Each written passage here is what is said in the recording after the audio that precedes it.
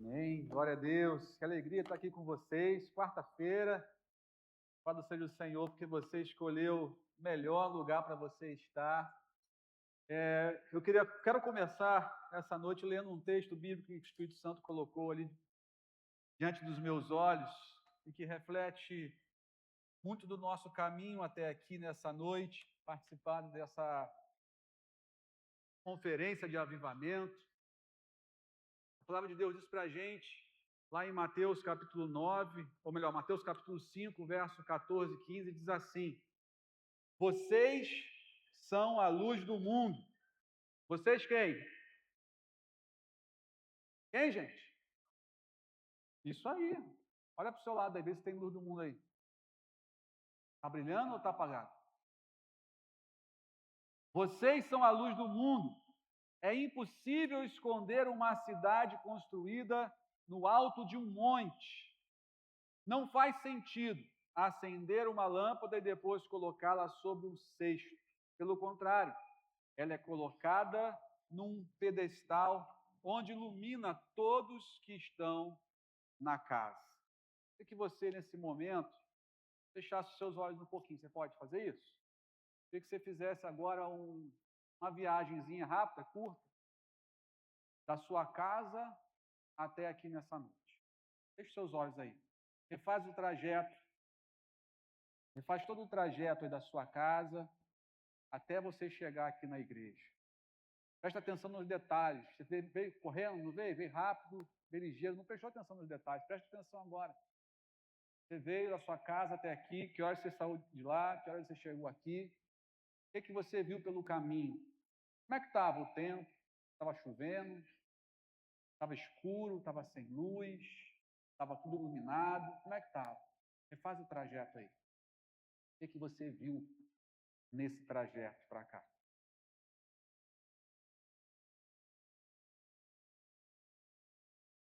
Chegou na igreja já? Quem chegou, levanta a mão aí. Tem gente que mora mais longe, né? Continua fazendo o trajeto.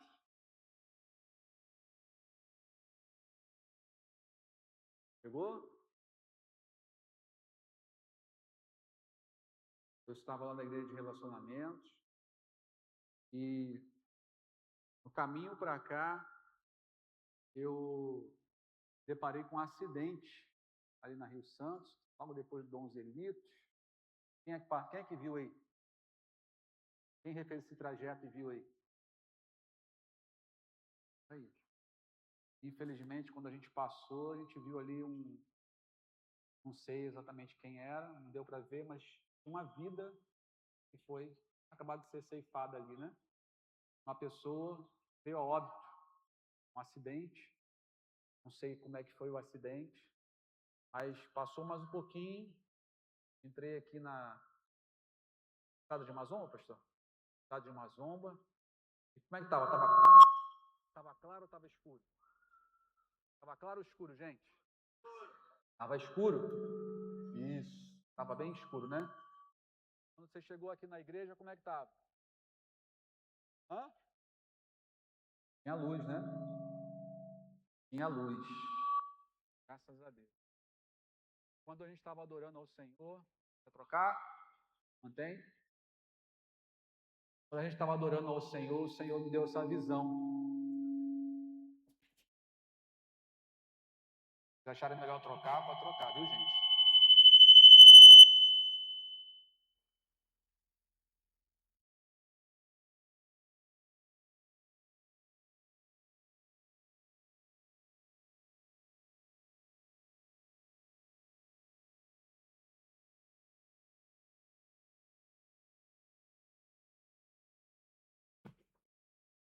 Pode desligar.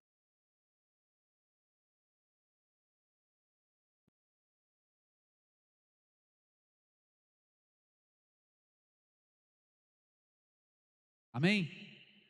Você está aí ainda? Enquanto a gente estava adorando ao Senhor, o Senhor me deu essa visão.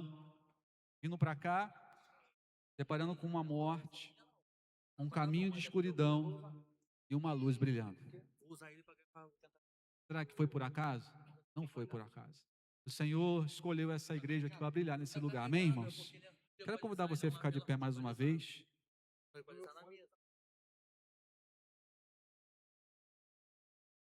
A mensagem de hoje, o Senhor preparou nesse trajeto. O Senhor nos mostrou que nessa estrada da vida, que vai muito além da Rio Santos, muito além da estrada de Chaperó, existem pessoas que estão morrendo sem Jesus, morrendo sem saber que iam morrer naquele dia, naquela hora, sem saber o que tinha pela frente, muitas vezes, porque ninguém alertou a elas. Essa estrada da vida, gente, é muito perigosa, e a gente corre um sério risco de, ao saber o que temos nela, ao estar seguro nessa estrada, ficarmos alheios aos perigos e aos riscos que outras pessoas estão correndo e não fazer nada. Essa estrada que a gente passou aqui escura, estava um breu danado, e quando a gente chega aqui, a igreja tinha luz. A igreja é a luz, gente, do mundo, porque a igreja é você. Jesus falou: vocês são a luz do mundo. Não tem como esconder a gente não tem que ficar escondido, a gente tem que brilhar, para iluminar o caminho das pessoas, para mostrar para elas que existe vida, e a vida tem nome. O nome dela qual que é, gente? Feche os seus olhos agora, começa a clamar ao Senhor agora por vidas, começa a clamar ao Senhor agora por pessoas que estão morrendo sem Jesus nesse exato momento. Talvez não seja um acidente de moto, talvez seja uma briga na família, talvez seja um acidente de trabalho, talvez seja um homicídio, não importa, morte é morte, vai para o mesmo lugar se não tiver Jesus. E nós somos luz do mundo, nós estamos aqui para ser o recurso de Deus, para ser a resposta, a solução de Deus, gente. A solução de Deus para esse mundo. O Senhor quer acender essa chama na sua vida, na minha vida, essa chama do avivamento, essa chama que vai brilhar, vai propagar onde você estiver, seja no seu trabalho, na sua rua, dentro do seu carro, na sua vizinhança, onde você estiver, você é essa chama que o Senhor colocou. Então diga: Senhor, eu sou essa luz, eu sou a luz. Eu sou a resposta do Senhor para essas pessoas. Eu sou essa resposta, Senhor. Senhor, se faltar em mim um despertamento, me desperta nessa noite. Se faltar em mim alguma coisa, Senhor, para me despertar, para fazer eu acordar para a vida, Senhor, faz nessa noite, Senhor. Se manifesta como nós falamos aqui, Senhor. Se manifesta, Senhor. Me desperta, Senhor. Que eu não seja alguém negligente, que eu não faça as coisas do Senhor de forma negligente, mas que eu possa, Senhor, aproveitar o tempo, Senhor. O tempo passa tão rápido, o tempo voa, Senhor, e eu não tenho tempo a perder. A igreja de Cristo não tem tempo a perder, não tem. Queria que você botasse a mão no ombro da pessoa do seu lado aí, começasse a orar por ela. Começa a orar para que ela possa brilhar a luz do mundo. Ore um pelo outro. Senhor, brilha a tua luz através da vida dele, brilha a tua luz através da vida dela, em nome de Jesus. Você já orou por você, agora ore por outro, vai se conectando, como aquela chama que encosta na outra e vai pegando fogo, aí encosta mais em uma, pega fogo de novo, vai iluminando.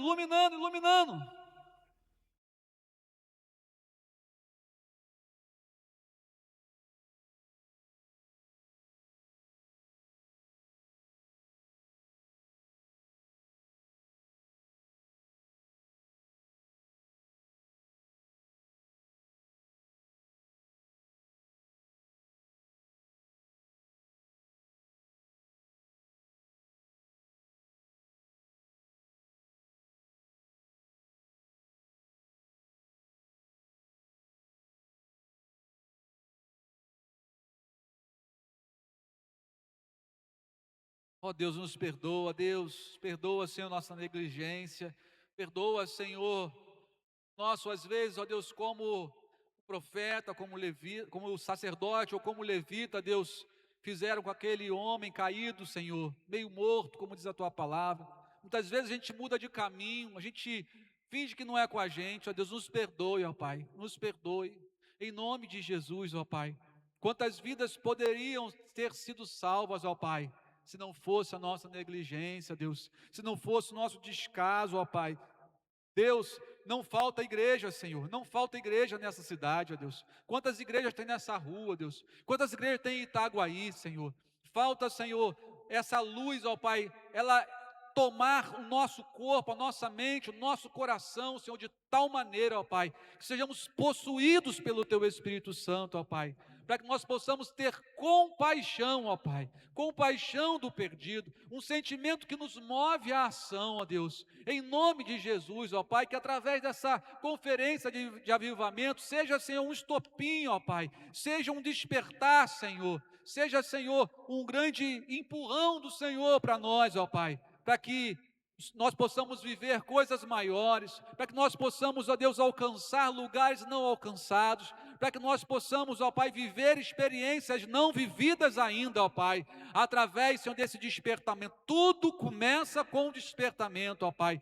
E, Senhor, não é por falta de revelação, não é por falta, Senhor, de demonstração do que o Senhor quer, mas, Senhor, muitas vezes são coisas, ó Deus, que nós colocamos à frente do Senhor, são coisas, ó Deus, que roubam o lugar, o trono do Senhor na nossa vida. Nós, Senhor, queremos, ó Pai, destronar o nosso eu nessa noite, destronar tudo aquilo que possa ter ocupado o lugar, que é somente Teu, ó Pai, para que a gente possa, Deus, em nome de Jesus, como igreja de Cristo, reunida, ó Pai, possamos, ó Pai, cumprir o Teu chamado, cumprir, Senhor, o Teu envio para a Tua igreja nesse tempo. Essa é a nossa oração, em nome de Jesus. Amém, querido?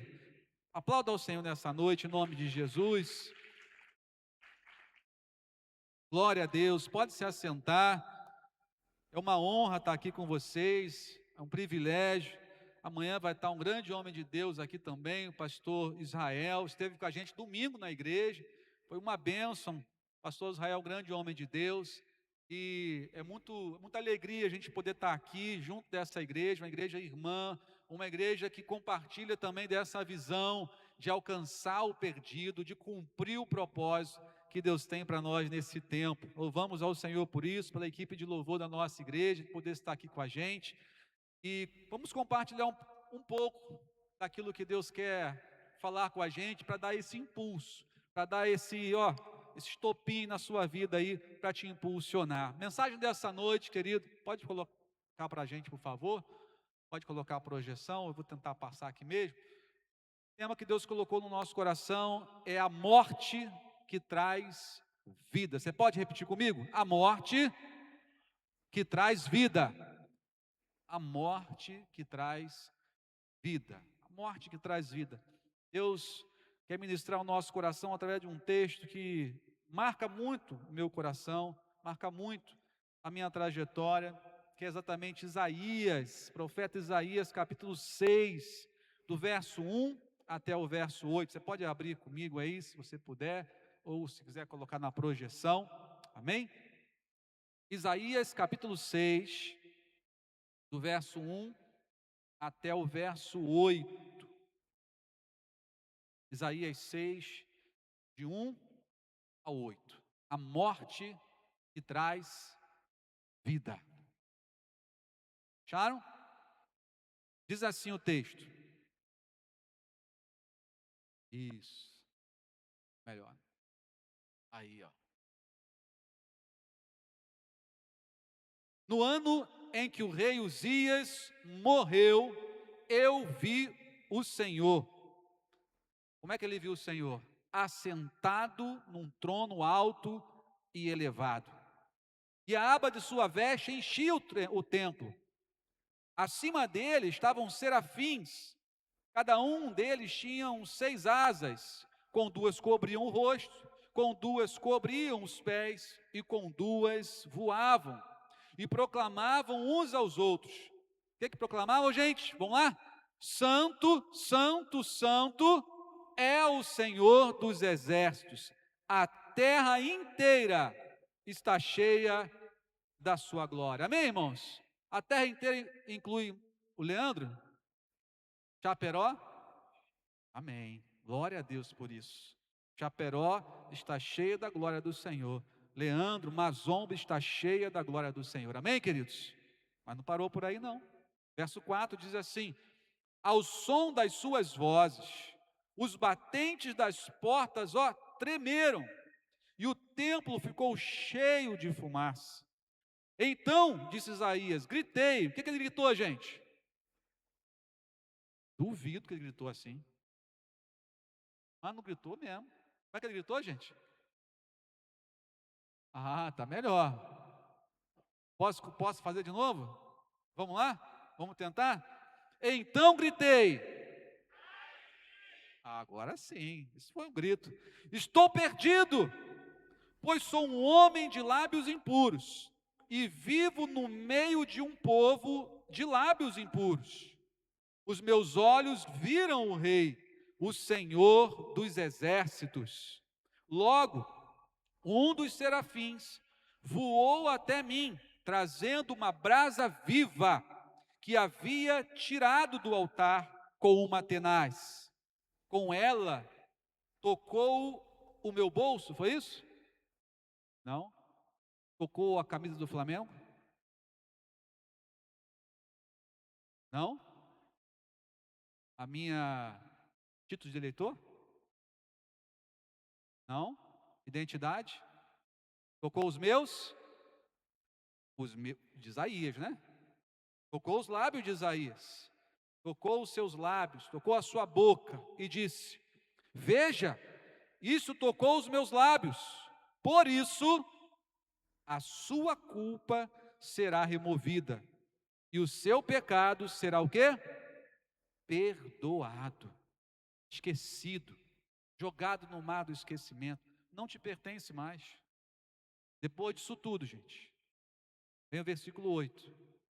Então, depois disso, ouvi a voz de quem?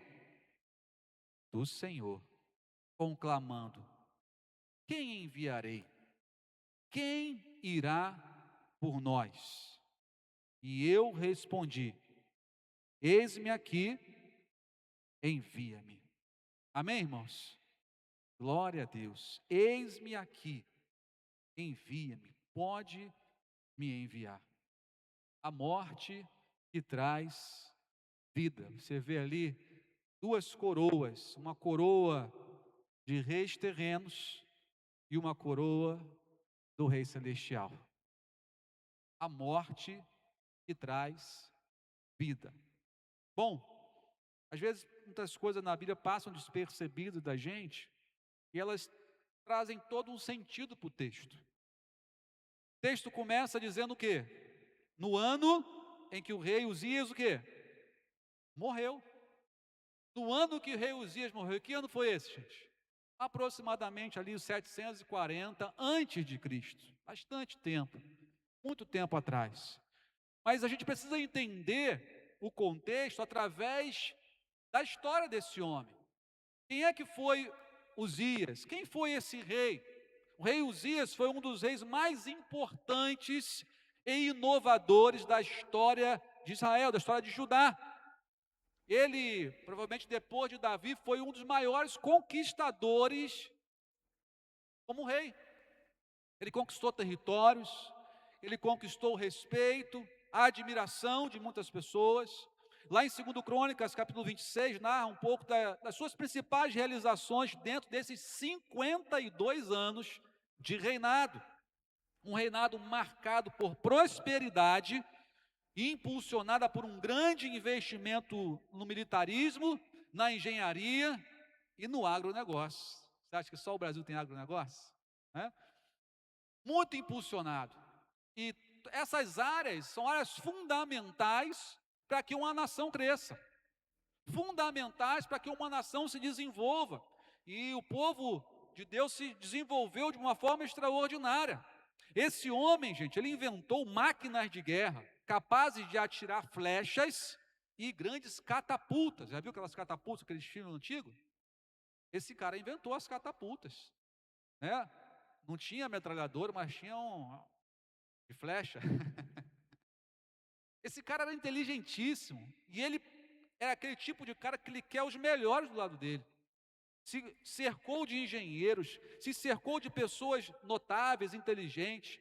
Ele reforçou as defesas da capital, construiu torres, reforçando os pontos mais vulneráveis daquele lugar, modernizou o seu exército usando o sistema de logística e armamento padronizado, fornecendo escudos, lanças, capacetes, couraças, arcos e fundas, investiu na defesa, investiu no agronegócio e na infraestrutura. Ele é conhecido como amigo da agricultura. Uzias entendia que um reino forte precisa ser autossuficiente. Estava estudando isso e lembrei de um presidente.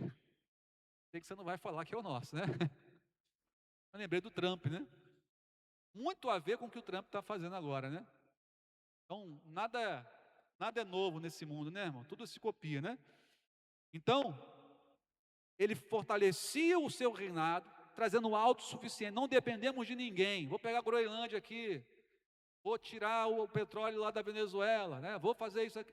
Tudo faz parte de estratégia. E o rei Uzias era um estrategista. Cavou cisternas, construiu torres no deserto para dar água para o seu gado, para as pessoas do seu exército e para as pessoas que passavam por aquela rota desértica terem água. Então, se tem água lá, eu vou passar por lá. Então, ele criou movimento através de infraestrutura, de modo que o povo se desenvolveu, além de investir pesado nas plantações, porque tendo água, vai ter plantação. Uzias, ele expandiu as fronteiras de Judá, derrotando seus inimigos, conquistando o controle comercial, estabelecendo tributos dos povos vencidos. Mas, contudo, todavia, porém, seu declínio veio com o seu orgulho. Você imagina só, um cara que alcança esse patamar, um cara que tem esse poder todo, ele deixou que o orgulho dominasse ele. E de tal modo que fez ele cobiçar até as funções sacerdotais. Ele queria fazer aquilo que só o sacerdote tinha o direito por Deus para fazer. Ele queria queimar incenso. Querido, por conta disso, da sua desobediência, do seu orgulho, ele foi atingido pela lepra e viveu isolado até o fim dos seus dias. Imagina só agora. Imagina 52 anos de reinado, com toda essa prosperidade, com toda essa segurança em todos os níveis, alimentar, segurança militar, segurança governamental, política, e de repente isso, morreu. Imagina perder um rei desse. O povo estava numa crise total em todas as áreas. O judiciário estava corrompido. Todas as áreas do povo estavam corrompidas. Pessoas pedindo propina, pessoas que julgavam causa de forma errada. Era uma crise moral muito grande, muito grande, muito grande. Nesse cenário, no ano em que o rei Uzias morreu, eu vi o Senhor. E se não tivesse morrido? E se Uzias não tivesse morrido? E se? Será que eles continuariam olhando Uzias ao invés de ver o Senhor? Irmãos, esse texto ele começa exatamente com essa mensagem. No ano em que o rei Uzias morreu, eu vi o Senhor assentado num alto e sublime trono. O rei Uzias teve que ser destronado pela morte. A morte destronou o rei Uzias. Deus destronou o rei Uzias por meio da morte, para que o povo pudesse ver quem é que estava assentado num alto e sublime trono. Eu pergunto para você, quem é que está sentado no trono da sua vida? Porque isso define o seu futuro. Isso define se o avivamento vai começar na sua vida ou não, ou vai ser só uma mensagem para você. Quem é que está na sua vida? O que precisa morrer hoje? Que dia que é hoje mesmo, Bruno? 4 de fevereiro, de que horas, Bruno? 20 horas e 45 minutos. O que precisa morrer na sua vida para que você possa enxergar Deus e enxergar o que Deus quer fazer na sua vida, irmão? O que precisa morrer na sua vida? O que você precisa matar hoje na sua vida, que está ofuscando você, que está concorrendo com Deus na sua vida, você está olhando para lá, para cá, é uma distração, uma concorrência tão grande que está impedindo você de enxergar quem é que está no alto, sublime trono e que quer fazer algo extraordinário na sua vida para fazer você viver coisas extraordinárias com Ele. O que é que precisa morrer?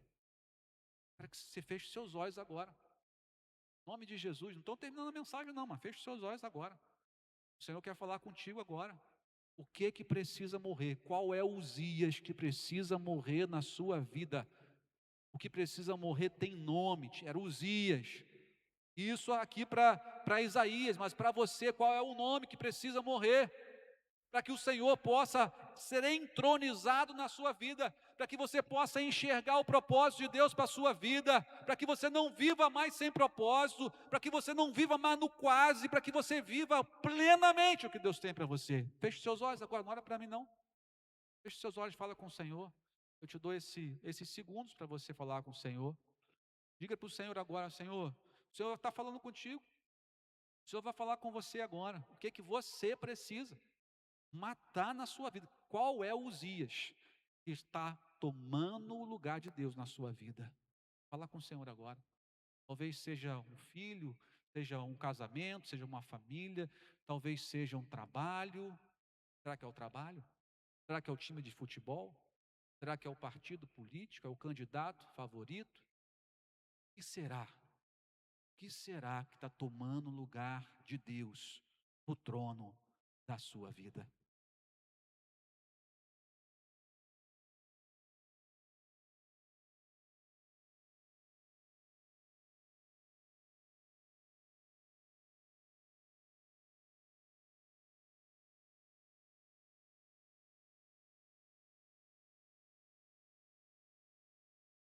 Uzias morreu aí, gente? Amém ou não? Amém. Então você pode ter uma nova visão. Uma visão de Deus. Quando Uzias foi sepultado, Uzias morreu no ano em que ele morreu, ano 740. Eu vi o Senhor assentado num alto e sublime trono. A visão de Isaías, todo o povo, estava encoberta por um rei com seus feitos extraordinários, até que o rei Uzias morreu. Muita gente, como a gente falou aqui, não consegue enxergar Deus, e com isso vivem a sua vida sem propósito. A morte de Uzias trouxe uma busca por Deus por parte de Isaías. Deus o despertou. Sabe, irmãos, muitas vezes Deus traz esse despertamento para a gente. Tem que acontecer alguma coisa na nossa vida para a gente despertar. Tem que acontecer a morte de um Uzias na nossa vida. Tem que ter um despertamento. Tem que acontecer algo que vai saculejar você, vai te balançar, vai fazer você agora olhar para cima, não olhar mais para aquilo que você estava vendo. Deus, antes de revelar-se para nós, Ele dá um sacode na gente. Ele dá um aviso para a gente. Ele dá um despertar para a gente. Isaías então olha diante agora de Deus, num alto e sublime trono. Um trono muito elevado, sem comparação com os tronos terrenos. O Senhor é muito claro para Isaías, para a realidade que ele estava vivendo lá, assim como vai ser para a realidade que você vive hoje. O Senhor vai pegar algo do seu cotidiano, vai mostrar para você o que você precisa matar na sua vida, o que você precisa tirar para colocar Ele. As pessoas pensavam que agora o rei morreu, não tem mais ninguém no trono. Não, Deus sempre esteve no trono, Ele nunca saiu de lá. Deus sempre esteve lá. Profeta, ou melhor, o apóstolo João, quando foi preso e levado para a ilha de Patmos, a Bíblia diz para a gente no capítulo 1 de Apocalipse, no versículo 10, num domingo, dia dominical, ele teve uma revelação. O próprio Jesus Cristo aparece ali para ele, na ilha de Patmos, num momento terrível para a igreja, num momento terrível. O último dos apóstolos vivo estava agora preso, acorrentado, fadado a morrer ali na ilha de Patmos. Mas o céu se abre para ele, e ele ouve a voz de Deus, ouve a revelação de Deus, ouve o próprio Jesus Cristo falando: viu alguém ali semelhante ao Filho do Homem, viu ele vestido de uma forma diferente, a sua cabeça, os seus cabelos eram brancos como a lã, os seus olhos eram como chama de fogo, os seus pés como bronze de uma fornalha ardente, a sua voz como o som de muitas águas, tinha em sua mão direita 7 estrelas, e da sua boca saiu uma espada afiada de 2 gumes, sua face era como o sol quando brilha em todo o seu fulgor. Quando eu vi isso, eu caí aos seus pés como morto. Caí aos seus pés, caí. Houve um despertamento na vida dele, houve ali, no momento, você podia pensar, puxa vida, o cara era o mais íntimo de Jesus, era o mais próximo de Jesus, o que mais ele precisa ver de Deus? O que mais ele precisa ver de Deus? A revelação de Deus, gente, ela é progressiva na nossa vida. Isaías já era, mesmo ali com cerca de 20 anos de idade, já estava ali profetizando, mas Deus queria elevá-lo de nível, Deus queria levar ele para um novo patamar de relacionamento com ele, assim como quer levar você e eu. E para isso Deus traz o quê? Um despertamento. Deus traz um incômodo, Deus traz muitas vezes um desconforto, porque Ele conhece a gente melhor do que a gente mesmo. Ele traz um desconforto para movimentar a gente, sabe, para dar aquela mexida, para a gente se movimentar e ir na direção, no propósito que Ele tem para nós. O templo ali, embora Isaías estivesse num templo terreno, ele faz uma descrição de um templo celestial, celestial. E os serafins que estavam ali adorando ao Senhor, servindo ao Senhor ali no templo, são agentes de purificação por fogo, por fogo. Eram instrumentos de Deus para trabalhar na vida de Isaías. Sabe, irmão, Deus coloca muitas pessoas para trabalhar a gente. Deus coloca muitas pessoas para levar você para o próximo nível. Sabe, tem um amigo e ele, vira e mexe, ele passa sempre, já está na terceira igreja aí, talvez em 2 anos. Ele veio falar comigo, eu falei assim, olha, você reparou que o mesmo problema que acontecia lá naquela igreja está se repetindo nessa, e se você não entendeu que Deus está tratando você com isso, vai se repetir nessa também. Porque Deus usa circunstâncias, Deus usa pessoas para tratar o nosso caráter, para elevar a gente no nosso relacionamento com Ele, para a gente passar de fase. Passar de fase.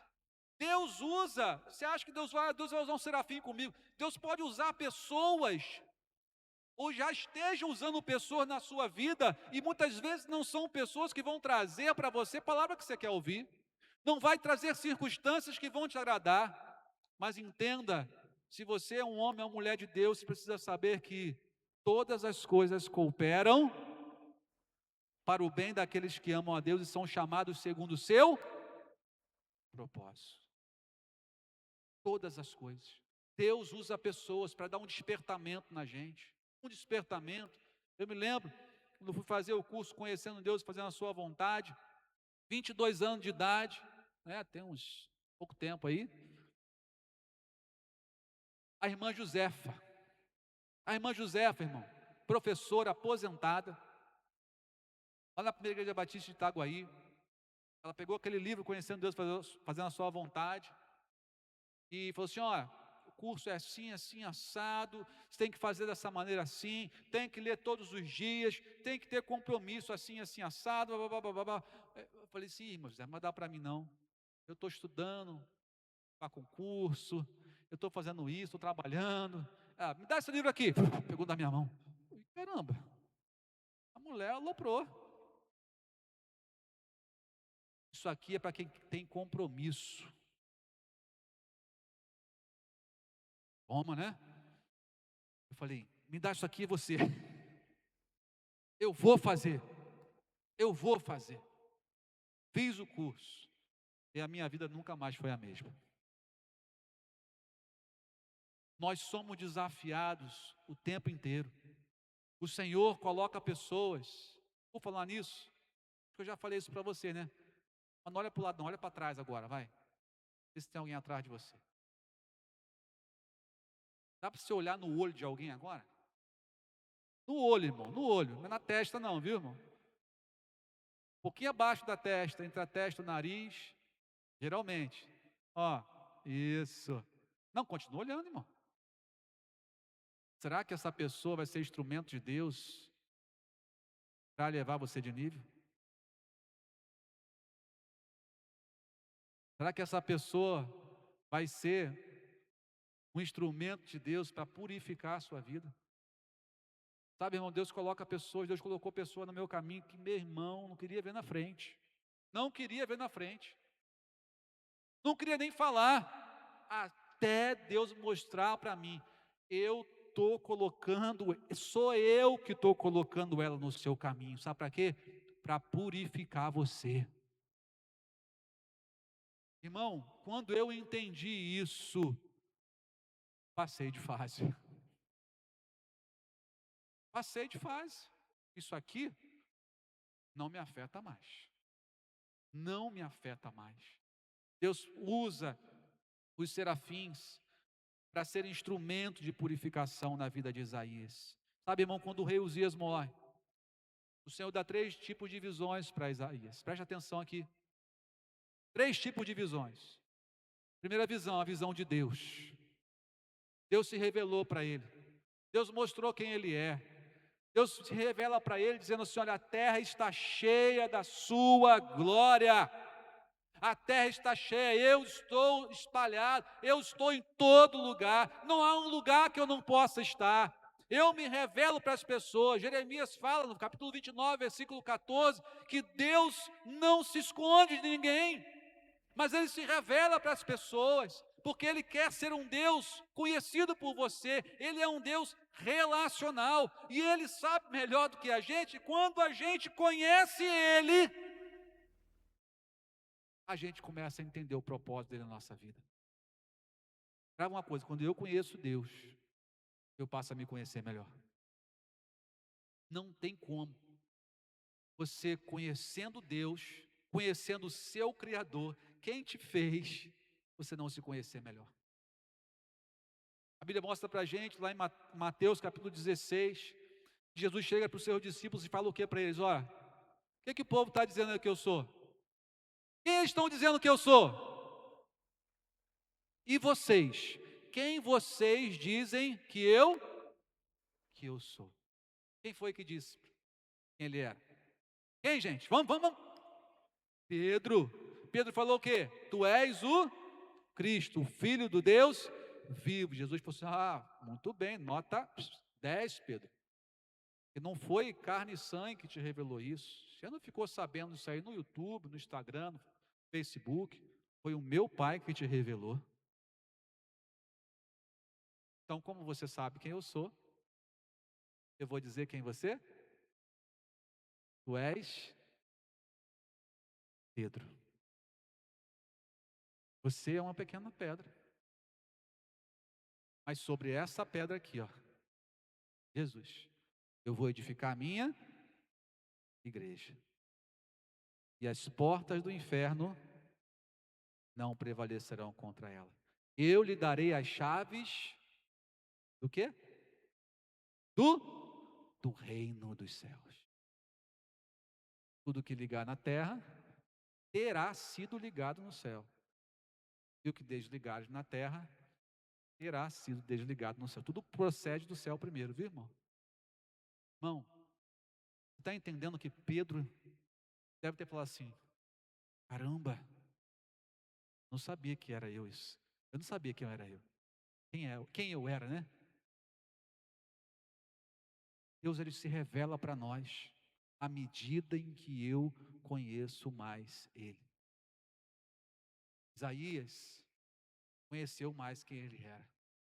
Irmão, você viu o desespero de Isaías? O que Isaías falou, gente, mesmo? Não foi assim. O que ele falou, gente? Ai de mim! Ai de mim! Quem sou eu? Um homem de impuros lábios, no meio de um povo de lábios impuros. Um homem pecaminoso. Eu vi o Senhor, estou perdido. Pedro, quando vê Jesus naquela pesca maravilhosa, falou assim: sai de mim, Senhor, para longe de mim, Senhor, eu sou pecador. Quando Deus se revela para nós, a gente começa a enxergar quem nós somos. Quem nós somos de verdade, Ele enxergou. Eu tenho os lábios impuros. E talvez você fale assim, mas os lábios impuros, a boca suja, beleza, dá para corrigir rapidinho. Não, irmão, porque a boca fala do que está cheio, o coração, e a Bíblia vai falar para a gente em Provérbios 4, que do coração procede as fontes da vida, tudo procede de lá. Então, se a boca está dessa maneira, porque o coração está corrompido, está contaminado. Isaías enxerga isso, eu estou perdido, ai de mim, como é que eu vou ser usado pelo Senhor? O que o Senhor precisa mostrar para você, que o Senhor já revelou para você, o que o Senhor está te mostrando, que talvez seja o seu ai, seja o seu ai de mim. Senhor, talvez sejam meus olhos, Senhor, que estão impuros, Senhor. Eu estou olhando pessoas de uma forma que não é para olhar, Senhor. Eu estou olhando coisas no meu celular que, Senhor, não é. Ai, meu celular, ai, minhas redes sociais, Senhor. Se o Senhor fosse nas minhas redes sociais, quem disse que Ele não está lá em todo lugar? O Senhor está em todos os lugares. O Senhor está nos seus pensamentos. Irmãos, não tem como a gente esconder quem somos nós. Não tem como a gente esconder quem nós somos diante do Senhor. A melhor coisa a se fazer é dizer: ai de mim, Senhor, ai de mim, mas não parar por aí. O Senhor entendeu que Ele se quebrantou, que Ele se quebrou diante do Senhor, que Ele queria ir além, que Ele queria mais do Senhor. E o Senhor falou assim: olha, Serafim, pega a brasa lá, pega a brasa do altar, está queimando o sacrifício, pega a brasa e toca nos lábios dele. Toca nos lábios dele, sabe por quê, irmão? A Bíblia diz para a gente em Provérbios 18, versículo 21, a língua tem poder sobre a vida e sobre a morte. Os que gostam de usá-la comerão do seu fruto. A língua tem poder sobre a vida e sobre a morte. Aquilo que você fala, irmão, vai produzir bênção ou maldição, vida ou morte. E ele, com Isaías, era um portador não de morte, mas portador de vida, um portador da mensagem do Senhor, que sim levaria as pessoas à vida ou à morte, dependendo do que elas fizessem com essa palavra. Porque a palavra diz no próprio profeta Isaías, capítulo 55, verso 11, que a palavra de Deus não volta vazia. Voltar vazia, irmão, é diferente do que muita gente pensa. Não, fica tranquilo, ela não volta vazia, ele vai se salvar um dia. Não é assim não. Ela não volta vazia, que ela não volta sem uma resposta. O texto continua. Ela não volta vazia, mas ela cumpre o propósito pelo qual ela foi destinada. Que é o que? Levar à salvação ou à condenação. Isaías seria um instrumento do Senhor. Irmãos, Deus não usa utensílios sujos. Deus não usa pessoas que estão sujas, corrompidas.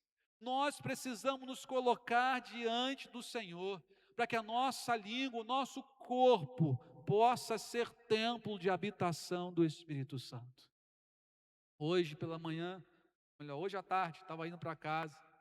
Mateuzinho e Laurinha estavam na cadeirinha atrás. Mateus tem 8, Laurinha tem 6. E estava dirigindo, papai, Mateus mostrou língua para mim, papai. Mostrar língua simboliza o quê, gente?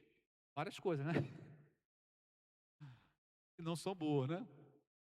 Falei, Mateus, pede desculpa à sua irmã. Papai, ela falou assim, coloca ele de castigo para sempre, papai.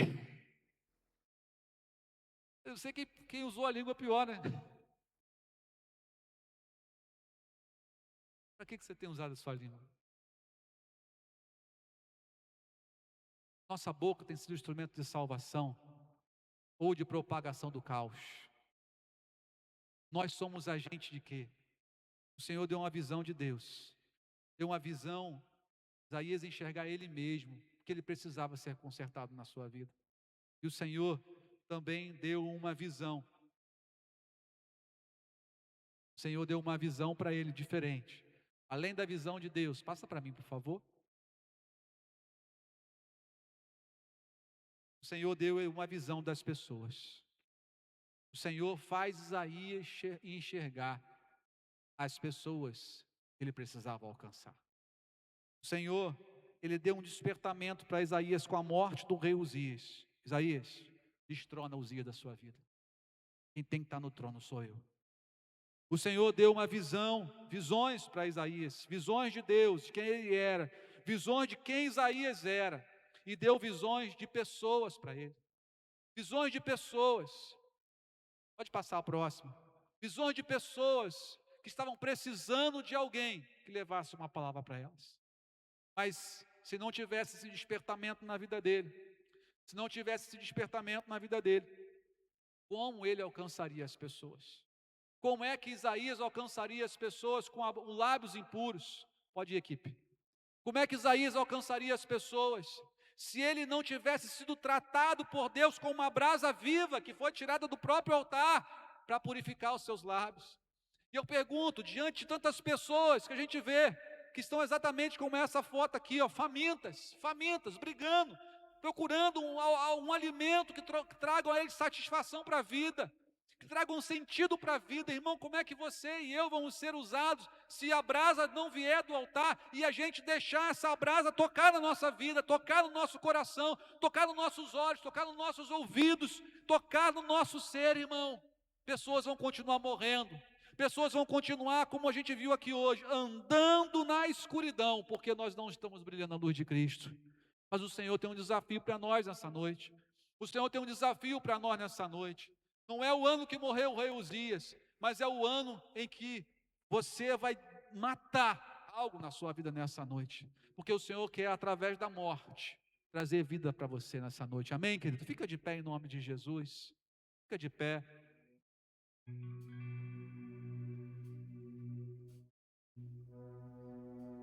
O Senhor apareceu para ele.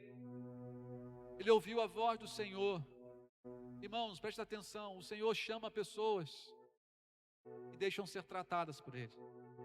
O Senhor chama pessoas que deixam com que Ele toque nelas. O Senhor chama pessoas que se colocam à disposição, gente. Irmão, olha aqui, irmão.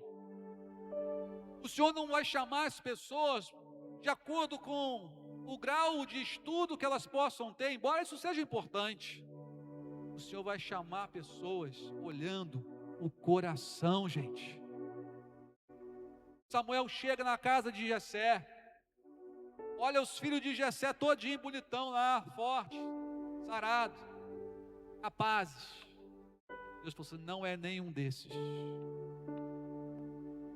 Eu não olho a aparência, eu não olho quanto você tem na conta do seu banco, eu não olho se você teve pai ou teve mãe. Eu não estou olhando isso. Eu não olho se você tem um carro bonito, se você mora num lugar legal. Eu olho o seu coração nessa noite. Querido,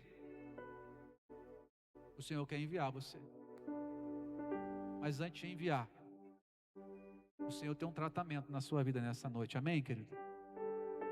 Quem quer ser tratado pelo Senhor? Você quer ser tratado pelo Senhor? Ah, irmão, Dr.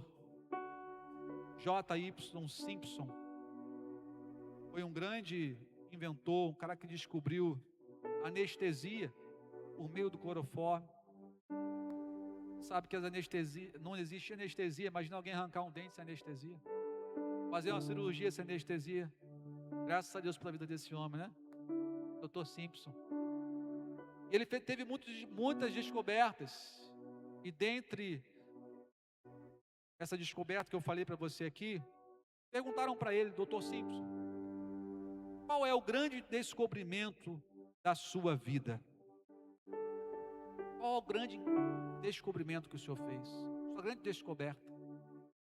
Ele disse assim: olha, a maior descoberta que eu tive na minha vida foi saber que eu era um grande pecador e Jesus um grande Salvador.